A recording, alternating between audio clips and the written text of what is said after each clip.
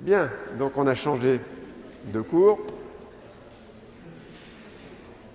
Et on fait cette fois-ci, vous savez tout maintenant quasiment des anticorps. Vous avez la structure des anticorps, absolument, ça c'était pas trop difficile. Les gènes codants pour les immunoglobulines, très difficile. Et maintenant, on va regarder ce qui est extrêmement important, la réaction antigène-anticorps. Alors, que l'on s'entende bien entre nous, qu'est-ce que l'on appelle, même si on l'a déjà vu, mais on va le repréciser, antigène, aptène, immunogène. Je vous rappelle que les antigènes, c'est toute structure qui est reconnaissable par le système immunitaire acquis. Donc, toute structure reconnaissable par le système immunitaire et ou induisant une réponse immune spécifique. Alors là, c'est important d'appuyer là-dessus parce que on voit l'antigène avec ici cette définition. Donc, vous avez ce et ou qui est important. Parce que les antigènes, il y en a deux sortes, en fait. Vous avez d'une part l'aptène. L'aptène, c'est un antigène, premièrement, reconnu par le système immunitaire, mais qui n'induit pas une réponse immune.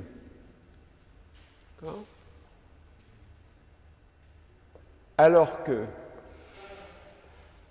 vous avez l'immunogène, c'est un antigène qui est bien reconnu par le système immunitaire, mais qui induit une réponse immune.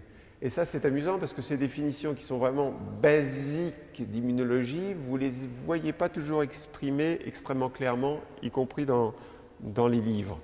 Donc là, c'est bien de rappeler ces définitions pour que vous y retrouviez entre antigène, aptène, immunogène. Alors, bien. Les définitions.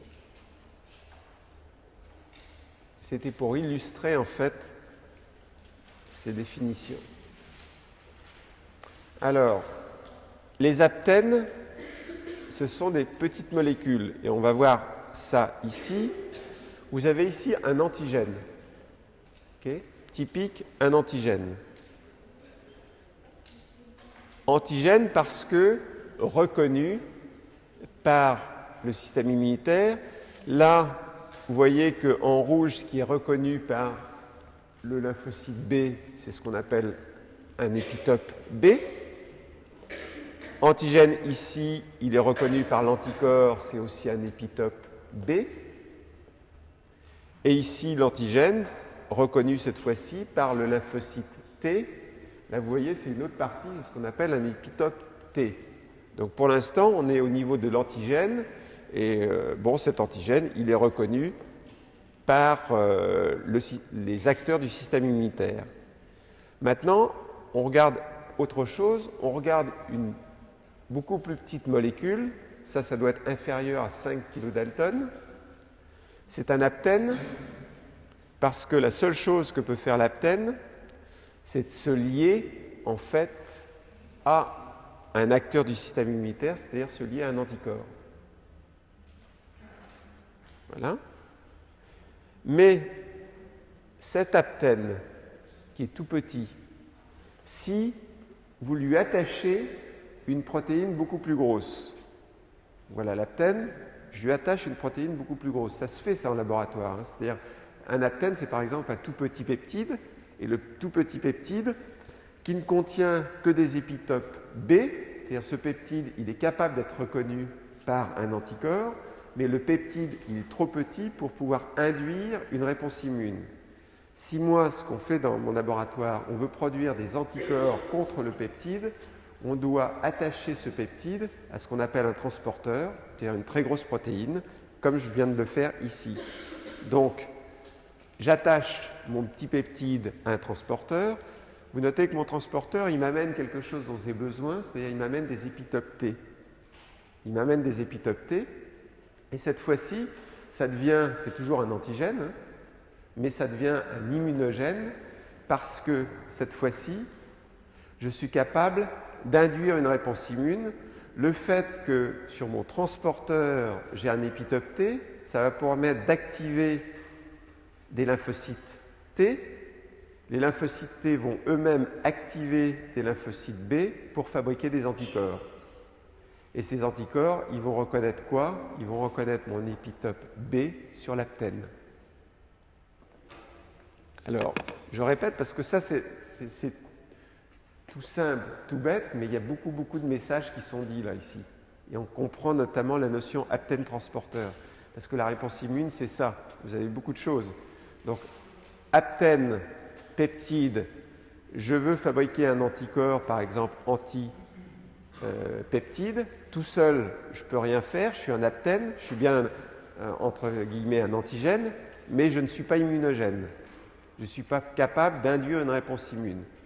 Pour me transformer en immunogène, il faut qu'à mon peptide, je colle ça se fait de façon chimique, hein. Vous faites une liaison chimique avec un transporteur, donc grosse molécule. Ce transporteur, il a des épitopes T, ça veut dire qu'il va être capable de stimuler ou d'activer des lymphocytes T auxiliaires, c'est celui qui arrive ici.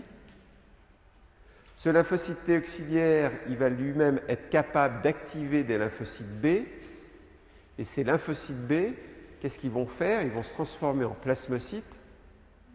Ils vont se transformer en plasmocytes et ces plasmocytes vont fabriquer des anticorps. Et ces anticorps vont être capables de reconnaître ce qui m'intéresse moi, c'est-à-dire mon petit peptide, mon aptène. Donc petit schéma, mais beaucoup de messages. Ça va? Sarah, ça va? Bien.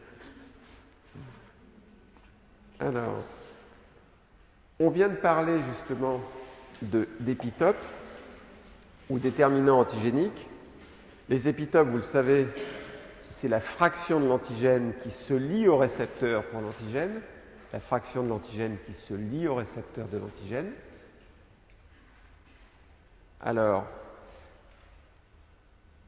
ici, vous aviez jusqu'à présent la notion d'antigène, vous aviez la notion d'aptène et d'immunogène, pour le distinguer.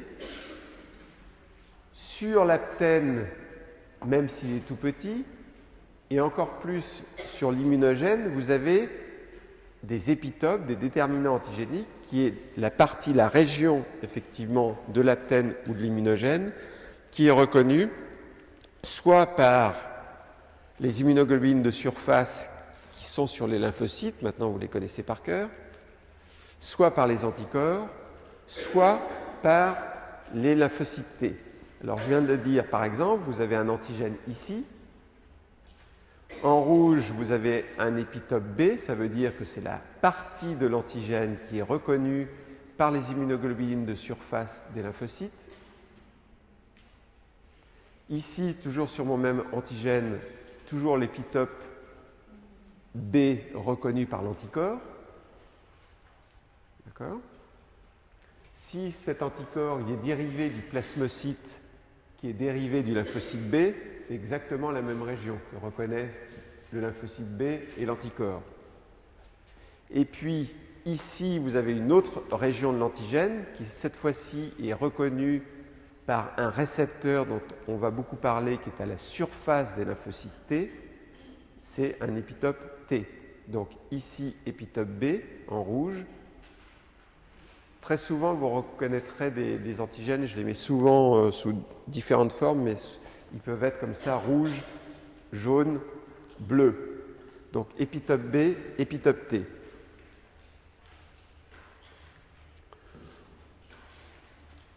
Autre chose, si vous avez un épitope sur l'antigène, vous avez cette fois-ci sur le récepteur, que ce soit le récepteur B, c'est ici, c'est les régions variables des immunoglobulines, c'est la région variable des anticorps, ou sur le récepteur à l'antigène qui est sur le lymphocyte T, ce qu'on appelle le TCR. À chaque fois que vous allez voir TCR, c'est récepteur à l'antigène sur les lymphocytes T. Vous avez donc, pour reconnaître l'épitope sur l'antigène, vous avez sur le récepteur ce qu'on appelle le paratope. Les paratopes, voilà, ils sont là pour les immunoglobulines de surface et il est là pour le récepteur T à la surface du lymphocyte T. Donc épitope, paratope.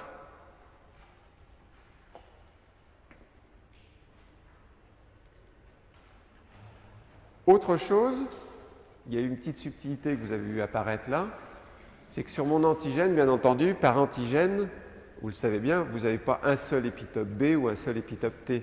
Vous en avez, là je les ai doublés, mais les antigènes possèdent habituellement plusieurs déterminants antigéniques. Donc maintenant, on parle tous de la même chose.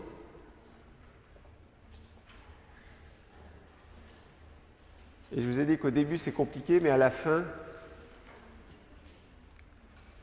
ici une belle illustration avec l'anticorps, ici le paratope qui est constitué des régions variables, bien entendu des chaînes lourdes, des chaînes légères, et essentiellement des boucles CDR, et en particulier la boucle CDR3, celle où il y avait le plus de changements de nucléotides. Et ici, voilà, épitope, ça c'est sur l'antigène, paratope.